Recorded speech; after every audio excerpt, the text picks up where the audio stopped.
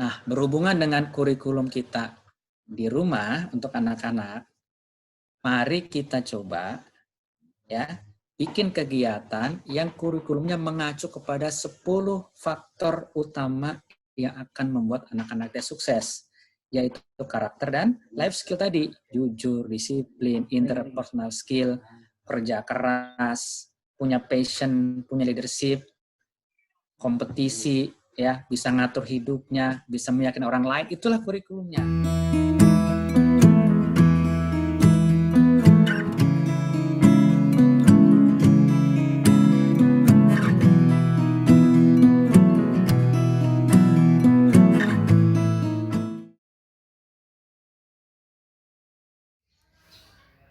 Assalamualaikum warahmatullahi wabarakatuh. 1 bulan sudah, sebagian besar dari kita sekarang diminta untuk bekerja di rumah dan anak-anak pun diminta bersekolah dari rumah atau melakukan pembelajaran dari rumah. Justru di sini banyak orang tua yang bingung bagaimana caranya mengajarkan anak atau membuat sebuah kurikulum buat anak dengan cara yang menyenangkan dan targetan-targetan itu tercapai.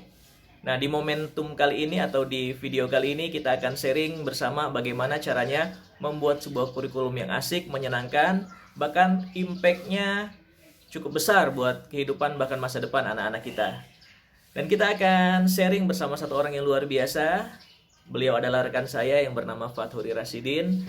Untuk lebih jelasnya, mari sama-sama kita simak. Oke, baik. Assalamualaikum, Mas Fat. Apa kabar? Waalaikumsalam, alhamdulillah baik Kang Febri. Gimana Alhamdulillah, kabarnya? gimana nih? 1 bulan WFH nggak? Full. Full ya, sama kita ya. 1 bulan Full WFH ya gimana Pak. nih kegiatan? Ya semua di rumah ini. Di Kita rumah harus ya? pinter-pinter bikin kegiatan supaya tetap menarik, Oke. termasuk Iya. sama anak-anak. Alhamdulillah nih Mas Fat, makasih sudah meluangkan waktu untuk sharing. Dan ini mungkin akan saya sebarkan juga buat teman-teman hasil sharing ini.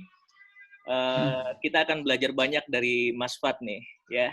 Nggak keberatan ya Mas Fat ya? Mangga, lanjut. Mangga, Alhamdulillah. Ya, sudah 1 bulan kita di rumah, bahkan mungkin lebih nih Mas, ya. Tergantung nanti bagaimana situasi. Kita sih berdoa semoga ini segera selesai gitu. Nah, Iya 1 bulan di betul. rumah ini yang luar biasanya orang tua di rumah, anak-anak di rumah, harusnya kan mereka bahagia, punya waktu kumpul bersama, dan sebagai orang tua harusnya inilah momen yang tepat mengembalikan fungsi orang tua sebagai seorang pendidik. Gitu ya Mas Fat ya? Betul. Ah, Iya. tapi banyak orang tua dalam tanda petik ini agak-agak stres nih. Stres dalam artian ini gimana nih caranya menyusun kurikulum yang baik buat anak-anak. Bahkan baru 2 hari, 3 hari Iya. ada school from home, banyak meme-meme lucu tuh dari orang tua terkait dengan school from home. Tanya apa? Gimana menurut Mas Pat nih? Iya, memang selama WFH ini udah sebulan lebih ya. Ya, Anak-anak semua di rumah, pasti namanya anak-anak nggak bisa diem.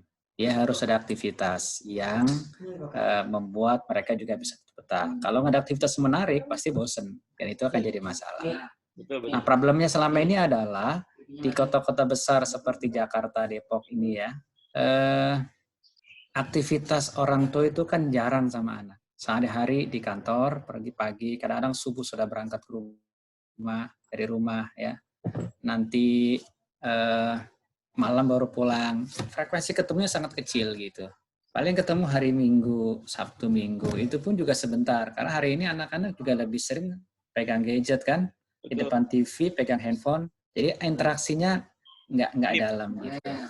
Nah, begitu kemudian tiba-tiba oleh corona nih, dikumpulin di rumah semua bingung mau ngapain lagi nih. Biasa di rumah cuma setengah jam selesai gitu kan. Betul. Main handphone selesai. Ini sekarang sudah 24 jam dikalikan sebulan lebih. Jadi pasti ini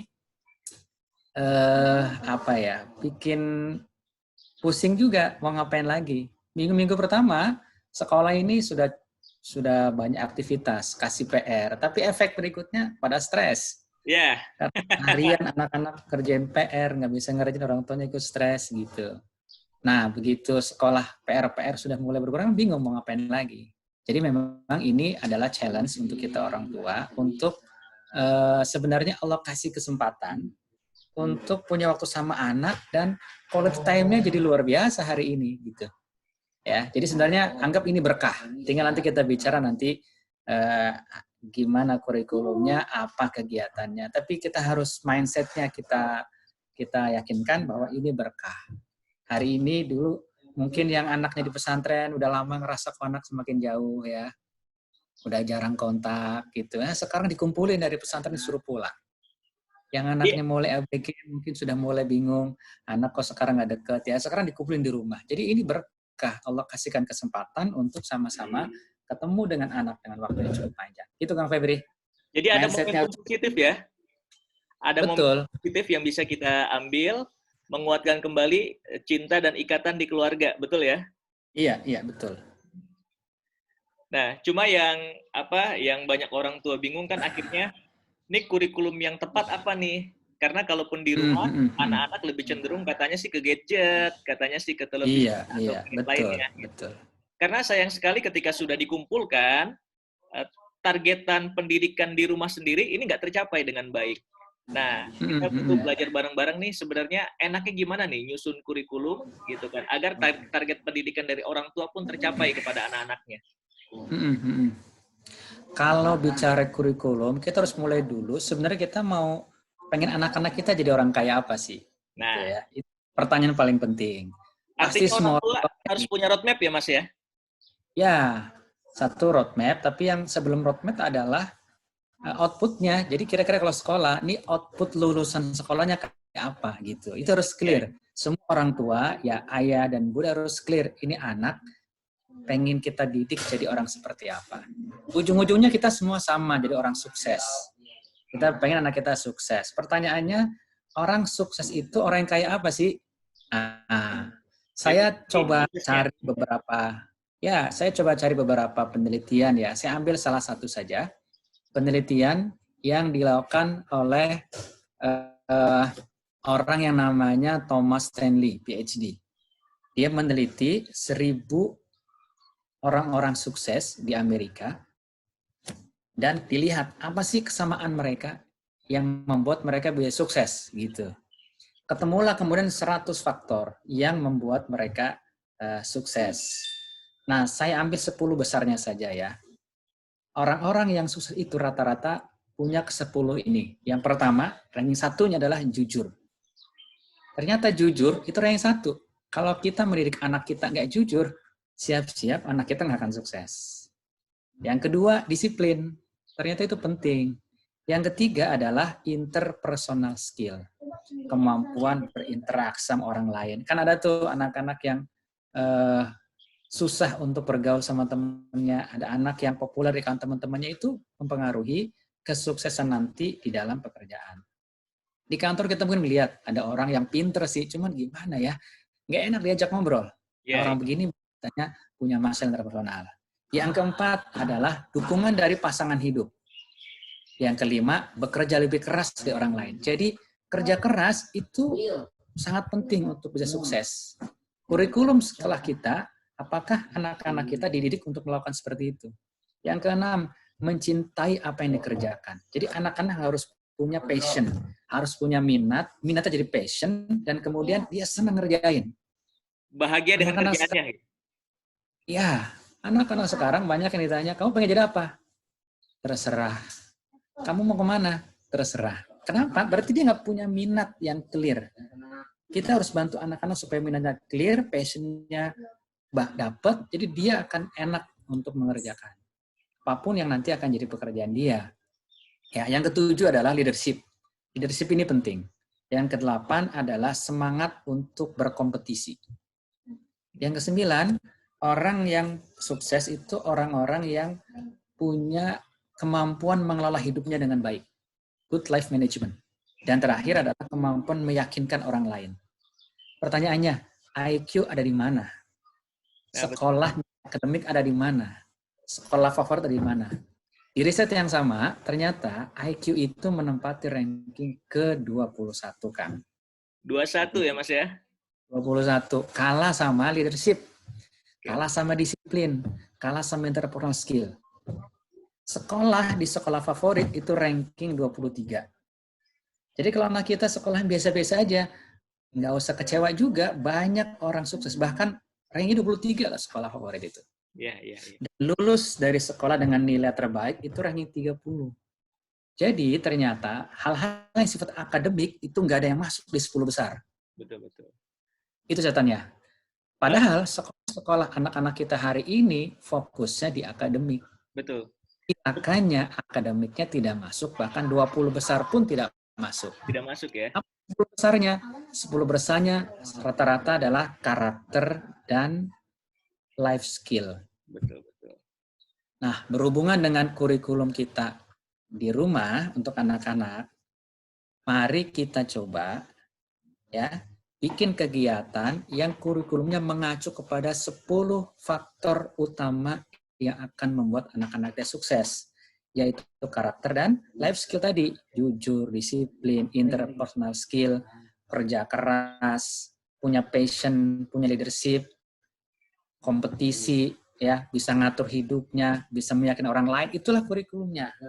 Nah, inilah yang kemudian nanti kita jadikan sebagai acuan kita waktu membuat kurikulum. Ya, ini poin pertama dulu. Kita mau bentuk anak mau jadi kayak apa?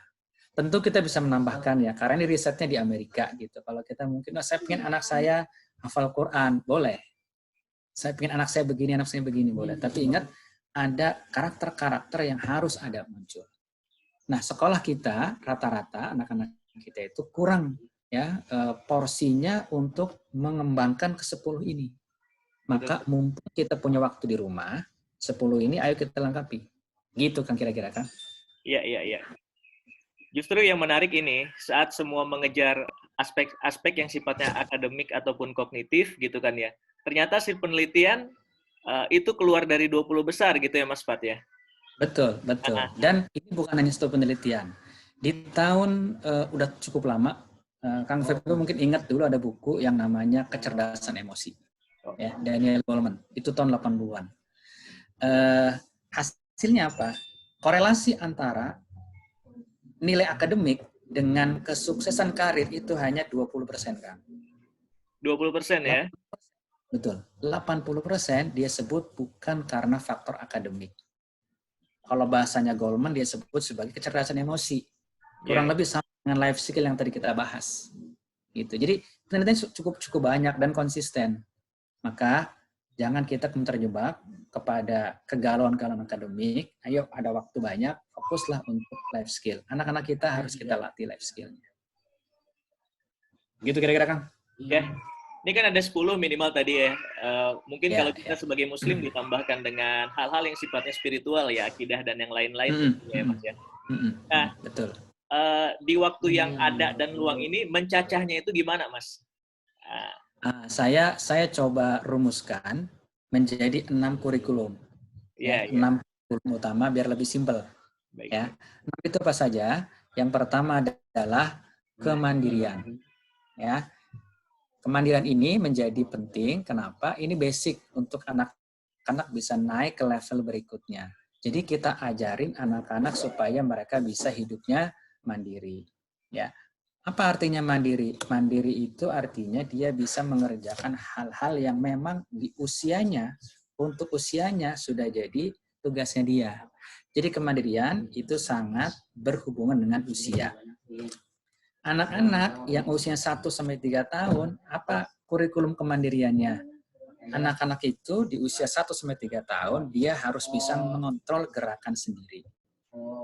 Bolanya jatuh, dia ambil sendiri. Mainannya rusak, dia ambil sendiri. Itu anak-anak di usia itu. 4-6 tahun, anak-anak harus sudah mampu yang namanya self-help. Ini usia-usia TK, playgroup ya. Makan sendiri, mandi sendiri, pakai baju sendiri, beresin mainan sendiri, terus selesai di usia di kurikulum 4-6 tahun. Usia-usia SD 7-11 tahun, anak-anak harus sudah bisa mandiri mengelola kegiatan harian pribadi. Jadi bukan hanya mandi dan sebagainya, tapi juga tahu sarapan udah nggak harus disuruh-suruh, ya. kemudian nyiapin buku-buku sendiri, ke sekolah udah siap-siap sendiri, dan seterusnya. Nah, itu untuk usia 7-11 tahun.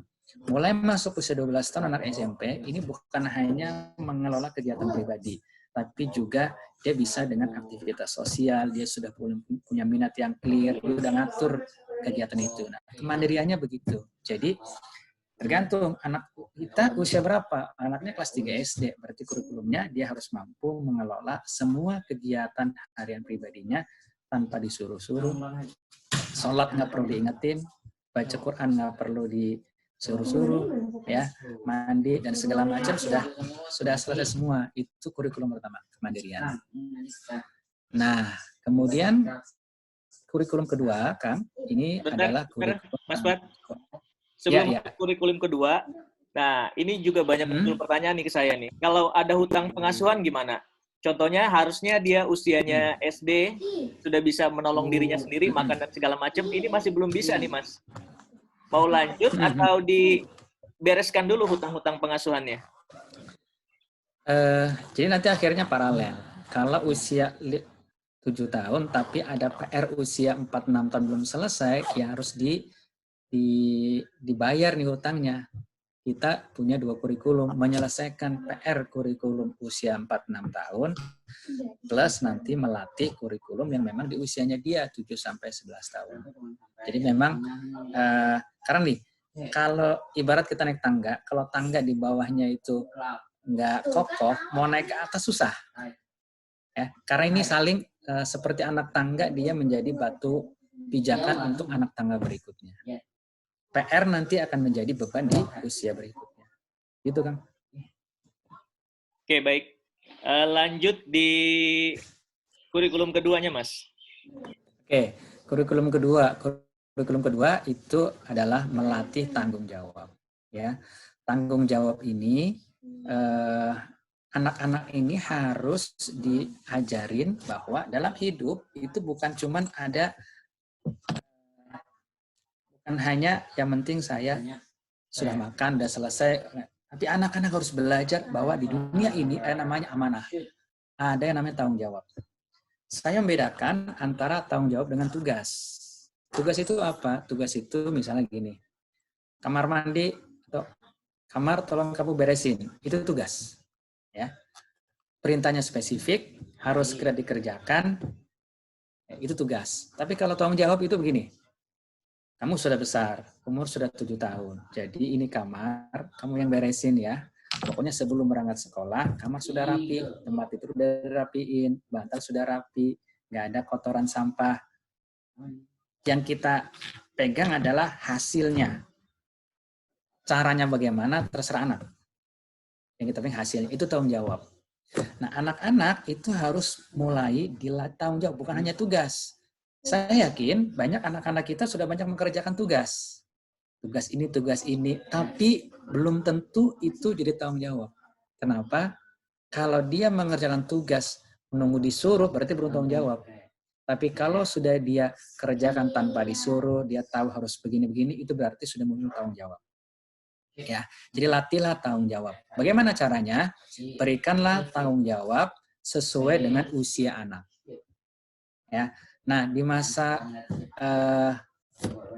work from home ini kan di rumah ini banyak pekerjaan nih, ya, orang tua pasti punya banyak pekerjaan kan, pekerjaan domestik semua ini, mulai dari nyapu, ngepel, cuci piring, cuci pakaian, nyetrika, dan sekian banyak kerjaan-kerjaan lain.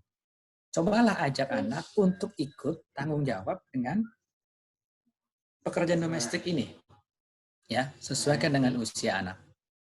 Nah, nanti bagaimana caranya? Ajak ngobrol anak-anak, ya, sampaikan bahwa ini kita semua di rumah, kerjaan banyak sekali. Kalau ayah saja yang ngerjain, bunda yang ngerjain, ini kecapean semuanya. Kan kalian sudah besar. Ayo, siapa yang mau bantuin? Bantu yang mana?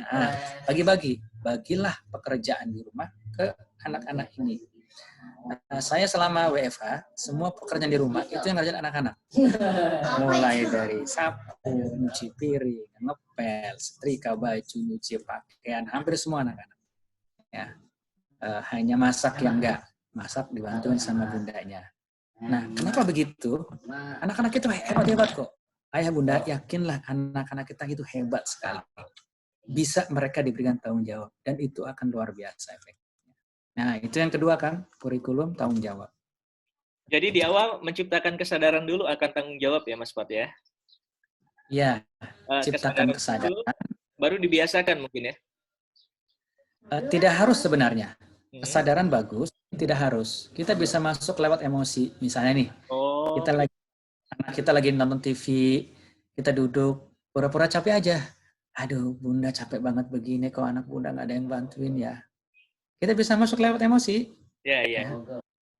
Jadi ada banyak cara lah. Bisa dengan logika, bisa dengan masuk emosi, bisa banyak caranya. Tapi intinya adalah jangan dipaksa. Ajak mereka mau bantu, bukan karena disuruh. Kalau disuruh, jadi tanggung jawab, jadinya tugas. Oke, lanjut Mas. Kurikulum ketiga adalah kurikulum problem solving. Jadi anak-anak ini ketika nanti dewasa mereka akan menghadapi banyak sekali masalah, ya, masalah akademik, masalah macam-macam lah, banyak sekali. Belum masalah hidup kalau mereka menikah, gimana adaptasi sama mertua, gimana ngadepin pasangan, masalah sangat banyak. Nah, jangan sampai anak-anak ini kemudian nggak pernah dilatih ngadepin masalah. Banyak orang tua ya hanya memberikan anak-anak aktivitas main dan belajar. Udah kamu yang penting belajar aja biar pinter. Padahal hidup itu tadi akademik itu 20%. Hidup itu harus biasa di banyak masalah, harus belajar untuk menyelesaikan. Nah, ajaklah anak, latihlah anak untuk belajar memecahkan masalah. Jangan sembunyikan masalah. Masalah apa? Sering-seringlah diskusi. Masalah sehari di rumah misalnya. Anak-anak nih bunda lagi bingung nih. Belanja sayuran susah banget sekarang. Mau ke pasar udah nggak boleh. Mau online susah. Ada nggak? Kan kalian biasa browsing-browsing. Siapa yang bisa bantuin nih bunda belanja sayuran? Itu problem sehari-hari. Problem real. Libatkan anak. Ya, ajak diskusi. Nah, anak di rumah kita ternyata banyak kecoa ya. Sampahnya banyak kayaknya. Ada yang punya ide nggak gimana supaya kecoa nggak masuk ke rumah kita lagi? Itu masalah. Jadi banyak sekali masalah sehari-hari yang sebenarnya jadi latihan anak. Ajak anak diskusi. Manfaatnya apa? Yang pertama, anak tahu, oh begitu cara menyelesaikan masalah. Bukan dengan ngambek. Bukan dengan marah-marah. Ternyata ada cara menyelesaikan masalah yang namanya diskusi. Yang kedua, oh ternyata masalah harus diadepin. Anak-anak yang tidak pernah berlatih menghadapi masalah akan jadi anak yang cengeng. Kang mungkin ingat dulu, Desember 2019 ada kasus mahasiswa S2 ITB bunuh diri. Ingat nggak Kang? Ada case begitu. Apa sebabnya? Bukan karena masalah akademik, ini anak cerdas. Di dalam buku diarinya dia nulis bahwa dia punya masalah interaksi sosial, tidak punya banyak teman, nggak punya tempat untuk bisa ngobrol. Akademiknya bagus. Nah, bisa jadi karena tadi selain interpersonal skill-nya rendah, tidak terbiasa untuk problem solving. Anak-anak milenial yang sekarang sudah usianya 30, sudah menikah dan segala macam ya, jauh lebih mudah untuk menyerah ketika mereka konflik dengan pasangan. Ya, ribut sedikit pulang ke orang tua, ribut sedikit, ya, akhirnya minta pisah. Kenapa? Jangan-jangan tidak berlatih untuk problem solving sehingga kaget begitu kok nikah banyak sekali masalahnya. Ajarkan itu mulai dengan masalah sehari-hari, sayuran yang susah, nyari masker susah, gitu ya, mau keluar rumah susah, ajak anak diskusi. Jadi jangan anak itu cuma terima bangun tidur, mandi, sarapan, belajar, tidur, bangun, sayang gitu. Anak-anak itu harus punya banyak exercise dan percayalah anak-anak kita cerdas-cerdas. Itu kurikulum yang ketiga kan, memecahkan masalah atau problem solving. Baik. Jadi ini masukan juga bagi lanjut yang keempat. Ini masukan juga bagi orang tua yang justru sering menghandle masalah anaknya. Betul ya Mas ya? Jadi tidak semua masalah anak itu betul, jadi masalah orang tua gitu ya. Ya. Anak masalah dikit, orang tua turun tangan. PR belum selesai, orang tua ikut ngebantuin, dan seterusnya. Akhirnya anak-anak tidak dibiasakan untuk berlatih Ya, menyelesaikan masalah sendiri. Gitu. betul. Ujung-ujungnya nanti Ya. tanggung jawabnya Jadi juga jangan men-take kurang. over. Iya, dikit-dikit nanti minta orang tua, dikit-dikit minta orang tua. Jadi anak itu harus, jangan didik anak itu cengeng gitu. Banyak orang tua yang dulu dia sukses, masa kecilnya itu dia sekolah sambil jualan pisang, dia kuliah sambil kerja malamnya, ya sampai akhirnya sekarang sukses. Begitu punya anak, dia bilang sama anaknya, dulu bapak sekolah sambil jualan pisang, dulu bapak kuliah sambil kerja malam-malam, sekarang kamu udah fokus aja sekolah, kamu serius saja belajar, ya bapak udah punya duit.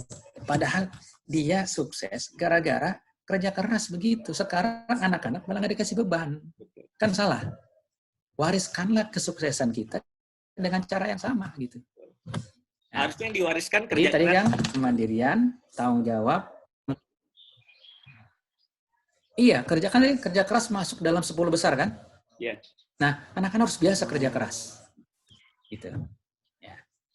Oke, kita masuk kurikulum keempat. Kurikulum keempat adalah melatih keahlian. Ya, nanti anak-anak kan harus punya skill yang akan menjadi profesinya. Dan itu tidak tiba-tiba dia kuasai begitu kuliah, harus dibangun dari awal. Pertama, mulai dari bangun minatnya. Eksplorasilah banyak aktivitas, banyak wawasan, supaya anak tuh, oh ada dunia begini. Oh, arsitek itu maksud begini. Oh, ternyata ada ya kerjaan bikin obat. Oh, ternyata luaskan dengan punya banyak minat. Nanti anak-anak akan punya sekian minat yang dia tekuni. Dia senang banget ngerjain ini, ngerjain ini. Nah, dari situ kemudian bangun jadi passion. Ya, begitu anak sudah punya minat, sudah punya passion, maka nanti begitu kuliah udah clear mau kuliah kemana. Usia berapa anak-anak harus sudah punya passion? Anak-anak itu harus sudah punya passion ya di usia 15 tahun. Bukan begitu kuliah baru mikir mau jadi apa. Maksimal ya itu 15 Tapi itu SMP itu anak udah clear. Kenapa? Iya, menurut saya maksimal 15. Jangan SMA masih ya belum ngapa-ngapain gitu. Nah begitu, 15 tahun itu usia sudah sangat balik. Dalam Islam, ya kalau kita bicara Islam, balik itu artinya apa? Balik itu artinya anak sudah punya beban yang sama dengan orang dewasa. Salah satunya adalah dia harus bisa mencari nafkah, dia harus punya keahlian. Nah, jadi minimal 15 tahun sudah clear mau jadi apa. Artinya mulai umur 12 tahun, eksplorasi minatnya harus banyak. Biar ketemu passionnya, biar ketemu minatnya. Jadi nanti tinggal shaping berikutnya. 15 tahun sudah clear. Jadi anak-anak harus punya roadmap hidupnya sebelum lulus SMP. Ya. Wah, kayaknya masih jauh nih. Anak saya SMA aja belum sampai ke sono. Minat apa belum tahu. Nah, itu namanya kalau bahasa Febri tadi apa? PR pengasuhan. Berarti kita perlu segera menyelesaikan itu. Ya udah, anak kita udah SMA, di SMA kita bantu supaya minatnya clear dengan eksplorasi, kemudian jadikan mana yang dia minat sebagai passion untuk kemudian mengarah kepada keahlian. Ya, contoh misalnya gini nih, anak kita suka desain, ya, sukanya otak-atik, bikin desain ini, gambar ini. Jangan-jangan itu minatnya dia, salah satu minatnya. Coba kenalin dengan pekerjaan-pekerjaan terkait dengan desain. Ya, ikut lomba desain. Di kantor kita punya orang jago desain di bagian komunikasi. Kenalin sama orang bagian desain. Ya, ajak ngobrol, pakai Zoom. Kerjanya ngapain sih orang desain itu di kantor? Nah, itu contoh untuk membantu anak-anak membuka wawasan bahwa minat yang dia sekarang miliki itu bisa menjadi keahlian dia, jadi profesi dia. Gitu kan? Nah, itu kurikulum yang keempat, keahlian. Kurikulum kelima, Kang, adalah mencari nafkah. Ya, kurikulum kelima mencari nafkah. Nah, ini mungkin agak apa ya? Mungkin ada yang kaget. Masa sih cari nafkah? Kecil-kecil diajarin. Semua hal yang kita harus kuasai di saat dewasa itu butuh latihan. Kita mau presentasi butuh latihan. Kita mau profesi pun butuh latihan. Kita menjadi arsitek itu belajarnya panjang 4 tahun. Mencari nafkah juga satu tugas orang dewasa, terutama laki-laki. Maka harus dilatih. Tidak otomatis bahwa orang sudah kuliah itu kemudian bisa mencari nafkah. Banyak lulusan perguruan tinggi yang nggak siap masuk dunia kerja. Nah, itu sudah di rahasia umum. Kenapa banyak kemudian perusahaan-perusahaan bikin manajemen trainee? Karena mereka melihat lulusan perguruan tinggi akan siap kerja. Baru ngerti knowledge aja, tapi belum siap. Ya. Kenapa? Karena belum sampai ke arah sana. Nah, mencari nafkah ini kita bisa latih anak-anak sejak kecil. Bahasa kerennya sekarang adalah entrepreneurship. Ya. Nah, kuncinya adalah belajar tega. Saya dari kecil, ketika anak-anak menjelang balik selalu bilang, nah, nanti kalau kamu udah balik, kamu harus bisa menghidupi diri sendiri loh. Secara syariat Islam itu begitu. Umur 12 sudah balik, harusnya sudah nggak minta orang tua. Dari kecil diingetin begitu, kenapa? Biar tahu bahwa begitulah tanggung jawab. Usia bertambah, itu bertambah tanggung jawab. Gitu. Jangan anak sudah masih kuliah, ingat kasus Renal, kasus yang lain. Banyak hari ini, anak-anak mahasiswa yang 100% hidupnya masih ditanggung oleh orang tua. Berarti ada PR di sini. Ya. Nah, bagaimana caranya? Ya, ada banyak cara. Ya. Ada yang bisa dengan melakukan strategi jangan penuhi 100% permintaan anak. Anak minta dibelikan sepeda, harga 1 juta. Bilang sama anak, "Nak, ayah hanya bisa ngasih uang 80% dari harga sepeda. 20%-nya kamu cari sendiri ya." Berarti kalau 1 juta, dia harus punya uang 200.000. Ya. Untuk membangun kebutuhan bahwa, oh saya butuh duit. Karena aku nggak punya duit ayah. Oh bisa. Kamu bisa dapetin uang. Gimana caranya? Banyak kok. Kemarin misalnya, ayah itu kalau nyuci mobil di tempat lain 35.000. Kalau kamu mau nyuci mobil ayah, boleh uang 30.000 buat kamu. Kumpulin aja, nanti dapat 200.000. Iya. Kalau anak pengen, ya, dia akan kerjain. Dan ada bahaya kan? Nanti anak jadi matre dong. Tergantung cara kita mengkomunikasikan. Ya. Kalau anak sudah besar, ya, udah usia SMP, usia SMA, kita bisa bilang, nah, kamu itu harus sudah siap ditinggal oleh ayah loh. Semua orang harus siap-siap wafat. Kita nggak tahu berapa. Kalau tiba-tiba ayah dipanggil Allah, kamu udah siap belum? Salah satu yang kamu harus siap adalah kamu harus bisa cari nafkah. Mumpung ayah masih hidup, ayo ayah ajarin. Ya. Nah, mulai kalau untuk level-level SMA sudah mulai begitu tuh. Pakai kesadaran. Kalau anak SD belum bisa. Anak SD bisa dengan cara tadi, ya. Kamu beli apa? Oh, beli jam. Boleh. Harganya berapa? 300.000. Oke, berarti 80%-nya berapa? Nah, sisanya kamu cari uang sendiri. Nah, tawarkan pekerjaan gitu.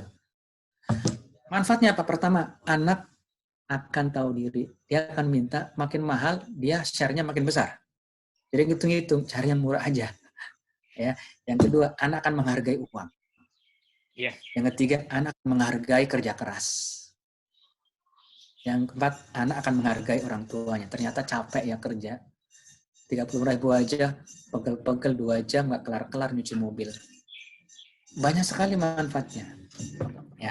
Cara lainnya adalah dengan magang. Anak begitu usia sudah SMP, SMA, magang. Magang kemana? Cara paling gampang, magang ke orang tua. Nah, Kang Frit kayaknya sudah sering melakukan ini. Saya kalau lagi ngajak pelatihan, ya. Kadang ada jatahnya tuh Rashid tuh. Ngajak. Dan magang, ya. Ini ayah mau ngasih pelatihan, mau nggak kamu magang?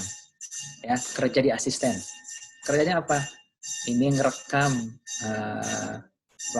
waktu ada pelatihan. Nah, kamu udah biasa ngerekam pakai handphone, nih diajarin caranya. Nah, pelatihan sehari, nanti sehari kamu magang kerja sama ayah, kamu dapat fee nih, dapat penghasilan. Misalnya penghasilannya 100.000, 200.000. Ya. Anak akan mengerti, tapi ada syaratnya. Bukan cuma shoot, habis itu nanti kamu edit ya, kasih judul, kasih ini, kasih ini. Nah, kalau sama judul segala macam tambah deh 300.000. Anak kan menghargai, udah bangga banget. Udah bisa kerja, dapat uang 300.000, kerja sehari bantuin ayah, buat ngedit seminggu nih kerjaanku. Itu anak akan bangga sekali. Magang. Ya. Cara ketiga adalah berbisnis dari rumah. Jadi kan sekarang WFH ini banyak orang cari masker. Coba ajak anak fundraising. Mau nggak cari uang gimana ya? Itu loh. Kan banyak tetangga lagi nyari masker nggak ketemu-ketemu tuh. Udah, kamu cari suppliernya banyak tuh. Nah, hanya harganya berapa? Udah, kamu jual. Belinya kamu 4.000, jual 5.000, lumayan 1.000. Laku 100.000. Nah, dengan cara begini, anak-anak itu nanti akan punya punya kebiasaan ya, entrepreneurship, nggak malu cari uang ya, dan kreatif akhirnya. Nah, didiklah anak-anak kita untuk entrepreneurship. Mulai usia berapa? Anak-anak saya mulai usia 9 tahun. 9 tahun ya. Kenapa sebenarnya nggak ada patokan ini? Betul. Kebetulan mereka rata-rata mulai bisa diajak begitu usia segitu tuh. 9 tahun ya. Nah, jadi begitu nanti anak udah SMP, kalau SMP udah uang sakunya udah punya sendiri. Kalau bisa kuliah udah nggak perlu kita biayain. Bukan karena kita mau biayain, tapi anak-anak itu akan punya kebanggaan yang luar biasa kalau mereka bisa mandiri secara finansial. Gitu. Ah, itu kurikulum. Kenapa tuh, Kang? 5 ya? 5. Yang keenam. Nah, yang terakhir adalah kurikulum berorganisasi. Jadi skill berorganisasi itu ternyata sangat penting. Nah, perhatikan di kantor. Anak-anak dulu mahasiswa yang cerdas-cerdas belum tentu sukses di kantor kalau dia tidak punya kemampuan organisasi, kemampuan memimpin, kemampuan presentasi, kemampuan untuk ngajak orang, meyakinkan orang, itu organisasi. Ya, jadi ilmu organisasi sangat penting. Nah, latihlah anak dengan organisasi. Dorong anak aktif di kegiatan, entah namanya OSIS, entah pramuka, apapun yang akan melatih organisasi. Tapi di rumah, kita juga bisa bikin kurikulumnya. Apalagi sebulan di rumah bisa bikin. Bagaimana caranya? Caranya pertama adalah dengan mengorganisir kegiatan-kegiatan di rumah. Tadi saya cerita waktu tanggung jawab, kan pekerjaan di rumah diberikan kepada anak-anak. Saya masukin kurikulum sekalian dengan kurikulum organisasi. Saya kumpulkan anak-anak saya 3 orang. Yang satu SMA kelas 2 laki-laki, yang kedua SMP kelas 2 laki-laki, yang ketiga SD kelas 6 perempuan. Saya kumpulin mereka, ngobrol bertiga saya kumpulin, saya bilang, kan kalian udah biasa nih kerja sekarang, bukan cuma kerja tapi tanggung jawab. Semua pekerjaan di rumah ini ya, ayah sama bunda serahkan sama kalian bertiga. Nah, silakan kalian atur siapa yang nyapu, siapa yang ngepel, siapa yang nyetrika, siapa yang nyuci. Kan kalian juga ada PR pelajaran kan, harus ngerjain PR segala macam, atur waktunya. Ya, pokoknya caranya gimana terserah. Saya serahkan anak laki-laki yang anak paling besar, anak sulung, sebagai kepala rumah tangga. Kapten ya? Kapten. Pokoknya yang bagi-bagi adalah kakak. Yang lainnya tidak boleh bantah ya. Itu namanya organisasi. Ada pemimpin, ada bawahan. Bawahan boleh usul, tapi kalau pemimpin sudah keputusan nggak boleh dibantah. Ya, jadi organisasi intinya tadi, jadi bagi-bagi tugas, berikan tugas anak pertama untuk memimpin. Dengan cara begitu nanti banyak masalah yang akan mereka temui, tapi jadi latihan. Ya, konflik, yang satu nggak mau ngerjain, yang satu ngerasa lebih berat pekerjaannya, selesaikan masalah itu latihan jadi leader, latihan jadi bawahan, latihan mengusulkan, latihan aku minta gantian capek nih kebagianku yang paling berat, ya itu selesaikan. Jadi problem solving ada di situ, leadership ada di situ, organisasi ada di situ. Itu kalau selama WFH. Kalau nggak WFH kita bisa bikin banyak arisan keluarga besar. Coba libatkan anak-anak jadi panitianya. Siapa yang bagian humas, nelpon saudara, siapa yang nyiapin acara, siapa yang jadi MC, ya. Kita mau liburan keluarga, coba anak-anak jadi IO-nya.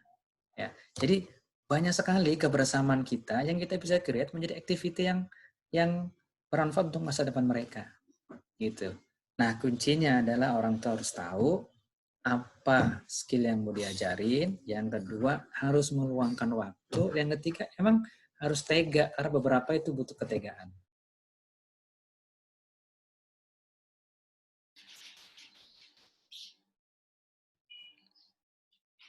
Ya, lanjut Mas. Ya, sudah yang keenam ya? Udah semua ini? Sudah semua. Ya, sudah semua. Ya, untuk menjalankan 6 kurikulum ini memang butuh apa ya? Butuh komitmen dari orang tua, betul ya Mas ya? Betul, betul.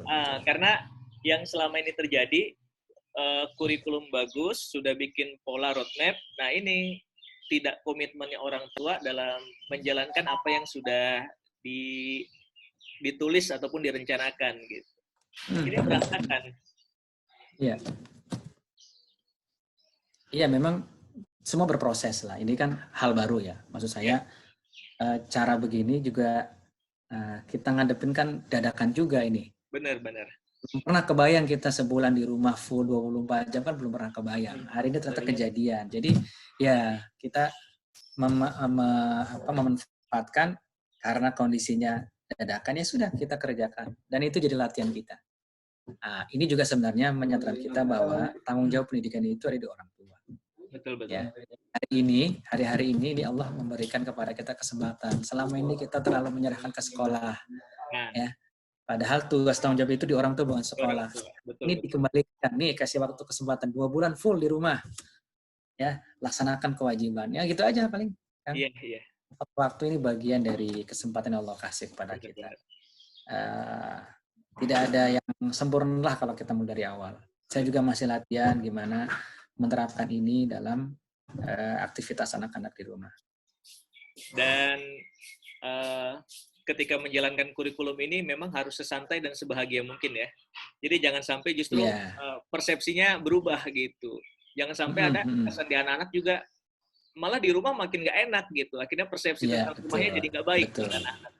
Iya, betul. Terima kasih juga diingatkan kan. Jadi meskipun kelihatan kurikulum berat, sebenarnya nggak berat-berat amat gitu. Betul. Jadi kita lakukan dengan enjoy juga, dan jangan juga full padat. Misalnya gini, jadi tanggung jawab di rumah soal pekerjaan itu paling 2 jam selesai di rumah itu. Ya, jam 9 udah rapi semuanya. Habis itu ngapain? Ya aktif masing-masing. Jadi tetap ada fun-nya. Kalau perlu masak bareng gitu ya, nyusun menu, ngelis belanjaan, dibikin fun aja. Nonton bareng, cari film yang bagus, nonton sama-sama di rumah ya. Jadi tetap harus ada fun-nya, ada enjoy-nya. Jangan semua juga dibayangkan wah kayaknya berat banget. Enggak juga, sebenarnya jalannya juga asik-asik aja kok. Iya. Ya mungkin itu Mas sharingnya, dan mudah-mudahan ya kami para orang tua bisa menjalankan dengan baik, dan mudah-mudahan WFH dan SFH ini menjadi sarana yang bagus juga buat orang tua untuk kembali menyadari terkait dengan peran pentingnya ya. Tugas utama orang tua itu adalah mendidik anak gitu. Dan itu tadi mudah-mudahan dengan 1 bulan di rumah ini justru ini akan menjadikan atau menguatkan paradigma bahwasanya rumah itu adalah tempat terbaik buat keluarga. Nah, gitu ya Mas ya. Betul. Baik, alhamdulillah, mudah-mudahan kita bisa cacah ini Mas gitu. Dan mohon izin juga nih masukan-masukan ini mungkin bisa saya share ke yang lain. Silakan Kang. Insya Allah. Ya, silakan. Baik, mungkin itu aja. Ada tambahan terakhir mungkin Mas?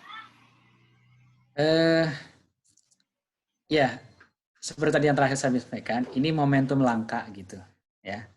Di tengah kita sibuk luar biasa, nyari waktu buat anak susah. Sekarang Allah kasih kesempatan, jadi nikmatin saja. Satu itu. Yang kedua, tambah wawasan, karena mendidik anak itu skill juga, butuh wawasan juga. Kalau untuk pekerjaan kita ngeluangin waktu untuk belajar, pelatihan, maka untuk mendidik anak pun kita butuh skill juga. Bukan sesuatu yang dapat secara instan gitu. Nggak mungkin dengan mendengarkan acara seperti ini setengah jam kita langsung ahli juga enggak. pasti butuh waktu untuk belajar. Ya. Nah, sisanya adalah trial gitu, coba, oh ternyata susah ya, tanya lagi, coba lagi gitu. Tidak ada yang tidak mungkin lah, karena kita sudah jadi orang tua kan sudah cukup lama, ya. Tinggal poles-poles sedikit aja. Saya yakin kita sangat mengenal anak-anak kita, bagaimana cara komunikasinya, bagaimana cara yang enak anak supaya mau menerima, itu saya yakin kita sudah tahu. Gitu Kang, selamat mencoba. Mari sama-sama kita coba juga nih. Salah. Jadi kan masih lama juga ini ya. Kalau sampai Ya. Juni, puncak-puncaknya masih ada 2 bulan, jangan-jangan kita masih di rumah terus nih. Iya, prediksi Mei ya. Mei itu puncaknya, Ya, tapi kan ada grafik turunnya juga nanti. betul, Gitu. betul. Ya mudah-mudahan atas izin Allah dipercepat juga gitu. Amin, amin. Dan atas izin Allah kita semua akan kembali ke normal lagi, normal dalam artian wabah ini hilang, beraktivitas seperti biasa. Tapi dari SFH dan WFH ini kita banyak mengambil pelajaran dan bahkan tadi kita banyak mengambil sisi positifnya mudah-mudahan. Nah, gitu. Oke Mas Fat, makasih atas masukannya. Monggo Sama-sama Kang Febri. Sukses beraktivitas untuk kembali. semuanya. Alhamdulillah, berkah buat kita semua. Assalamualaikum warahmatullahi wabarakatuh. Waalaikumsalam warahmatullahi wabarakatuh.